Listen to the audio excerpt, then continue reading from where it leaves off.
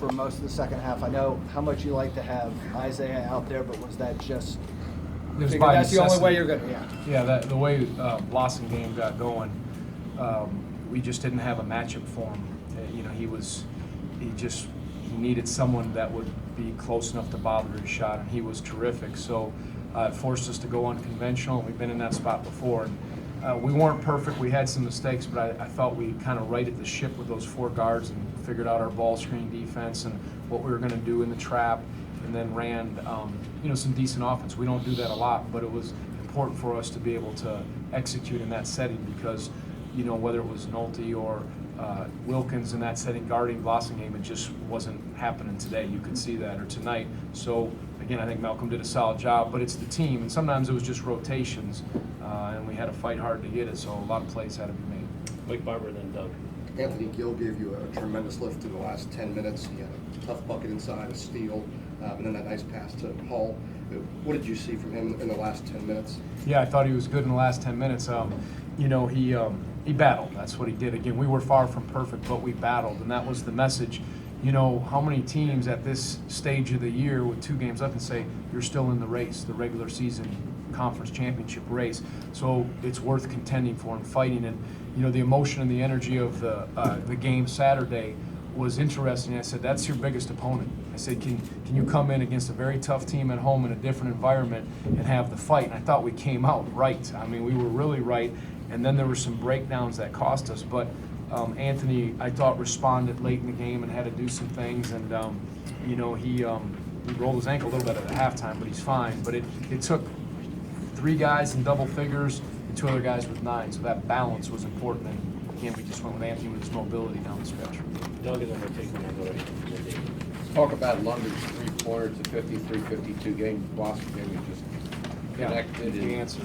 You got a real good right in front of you when you made it. Yeah, well, I think Marielle hit one when we were struggling at the end of the shot clock. Devin hit a big one, and London hit a big one. We needed them all, and they were good looks. They were good rhythm looks. Even Malcolm had a real good look that he missed. So the shots presented themselves. We had one turnover in that stretch, but finished strong with some good stops defensively.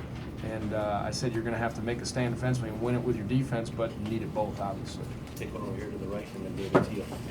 Tony, 23 wins 4 years in a row, 12 ACC wins 3 years in a row, both Sampson era, marks at Virginia that haven't been done since then. How do you guys get fazed when they hear about those kind of numbers and that they're accomplishing things that maybe haven't been done in 35 years up there? I don't think so. Look, the joy and the celebration for me, and I believe our guys, is in playing well. When it's playing a level of quality or playing at a high level, that if you ask any player or any good team, that's the joy, is when you can play well in different settings. And the accomplishments or the things that you get, okay, that's nice at some point, maybe you look back on, but it's in that. And we talk a lot about just being ready and being I guess learning from the success. I said last year we lived off our success. This year we've lost some tough ones, and they haven't made excuses. Haven't won. They just showed up and played and realized it's worth the fight, and that's what I've liked, what I've seen from them. So. Okay, David Teal, then Norm. Tony, the possession where you're down 42-41, Marielle and Gill miss, London misses, then Gill misses again. There's the collision in midcourt. You kept fighting for rebounds, and you end up getting 2 free throws out of it. It just seemed that embodied what it took to win this game. As you're watching that all unfold, you said it wasn't perfect, but is that kind of it? Absolutely. That's what we said. It's worth it, and that's running in such a way, and just fighting and competing, and that's, again, we had breakdowns, we had some turnovers, but that embodied. They kept staying after it, and you can't survive. That's the entry level in this game if you don't have scrap and fight. But they're just those extra effort plays, and it's harder on the road sometimes in this setting. And again, we were undersized, but we kept plugging, and that's what this team has to continue to do. Doug. What's it like when you're going out to a 12-0 lead to start the game? I liked Really how we excited, started. or are you uneasy at all? No, I mean, you know that there's going to be an ebb and a flow in the game. You certainly do. But I like the shots we get. I liked our position defensively. I liked our rebounding. They missed a couple, maybe one or two in that. That I have to go back. But I liked everything. But then, as good as we were, then all of a sudden we gave up 6 or 7 buckets in a row from silly breakdowns that we shouldn't have. Just guys not in the right spot, not flooded, getting beat outside. And then it changed that quick. And there is going to be some of that. I like my highs being that our highs being that high. I just don't like our lows being that low when we have those breakdowns. But that's part of it. It's who we are.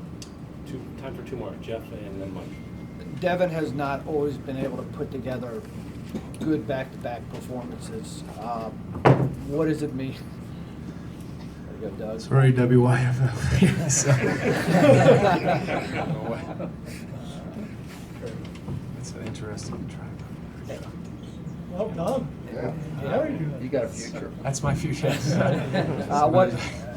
What does it mean for the team if Devin can give you something Yeah. tangible every night like Yeah, that? the If bounce. he could do that. He was good against Carolina. We talked about it. Knocked down some shots, but 9 points, 7 rebounds, and an efficient game. And he, again, that balance. When we have other guys contributing, it's not just one. Makes a big difference. And I thought he had a very nice, solid game, as did all those guys that, for the most part, were out there. Mike. Move on. So you looking at Saturday's matchup, just give me a quick sort of what do you see from them? What makes them a challenging matchup? Louisville are a game. Yeah, I mean, it's their last game, and certainly they're playing good basketball. We played very well at their place, and in this league, it's razor thin, the difference between teams. So you just have to be sound, and hopefully we're playing that game, and we're still having a chance to maybe win another regular season title. That would be exciting going into it. But obviously the emotion of senior night and the guys that have meant so much to this program will be there. But I go back to what I said, it's the celebration, the joys, and the quality of play. But knowing you're going to play a team that it's a unique situation to play, well, that good of a team, but to play a game that's their last game. So you'll have to, of course, be ready, and a lot of things.